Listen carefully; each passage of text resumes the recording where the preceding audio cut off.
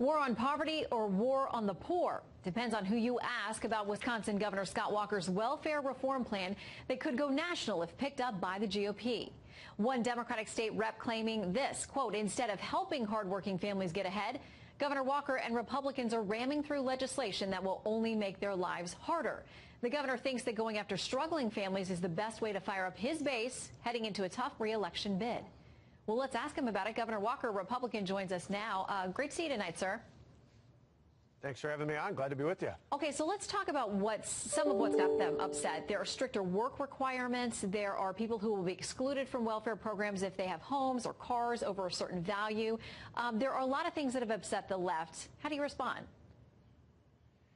Well, that's just it. They say it's making it harder to get government assistance. We say it's simple. It's about getting a job. We've got 3% unemployment. The only other time in the history of Wisconsin that we have unemployment at 3% that low was when Tommy Thompson was our governor back in the 1990s. He was a leader not just here in Wisconsin but nationally in welfare reform for exactly the same reason we're pushing it right now. We've got anywhere from 80,000 to 100,000 job openings each week on our state website, jobcenterwisconsin.com. We need to get people off the sidelines and into the workforce, and we can do that with the kind of job training we're putting in place and the work requirements that say if you're working age and able-bodied, we expect you to be in the workforce or we're going to train you, and we expect that you're able to be screened for a drug test. Why? Because people every week, sometimes every day, tell me they need able-bodied working adults and they need people who can pass a drug test, and that's exactly what we're doing. All right, I want to read you a quote from Sherry Tussler. She's the executive director of the Milwaukee Hunger Task Force. She says this: it's going to create hunger in the dairy state. More children, more families, more working people of low incomes are going to go without food. Vilifying low income people for needing assistance to put food on the table is just bad policy. Well, she's just wrong on that, and the facts bear that out. We started out originally with going after food share. That's the food stamp program. I'm proud to tell you we've helped more than 25,000 people transition from government dependence to true independence through the dignity that's born of work. We can do that for more people. Even when it comes to things simple as screening for drug testing, we make sure that if someone fails a drug test, we don't just kick them out to the streets. We actually set money aside, resources aside, to help with rehabilitation. Why?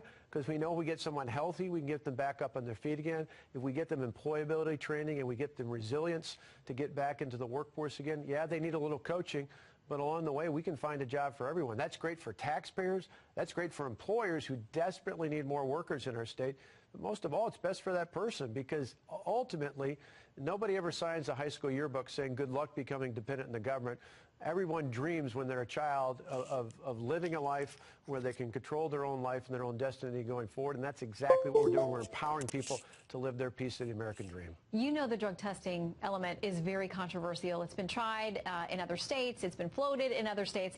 Here's what The Atlantic had to say in an article when this was being discussed even a couple of months ago in Wisconsin, saying this: states bear high costs for drug tests that rarely come up positive. They went on to say that drug testing places yet another burden on low-income people who aren't drug users but have trouble finding time or transportation to complete the tests.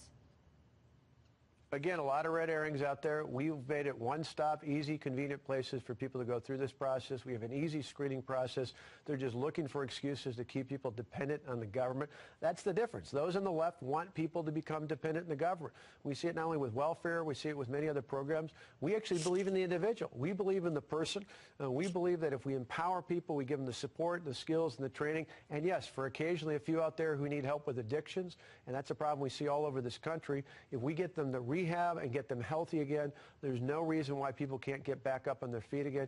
It's simple. We'll help people when they're down and out, but for those who are able, we want to get them in the workforce. We think public assistance should ultimately be more like a trampoline and less like a hammock. All right, Governor, we'll be watching as these continue to wind their way through the legislative process and to your desk. And as we said, we know a lot of folks are watching nationwide to see other states who may adopt your policies or at least see how they play out. We appreciate your time, Governor. Thank you. Great to you. Thank you for having me on.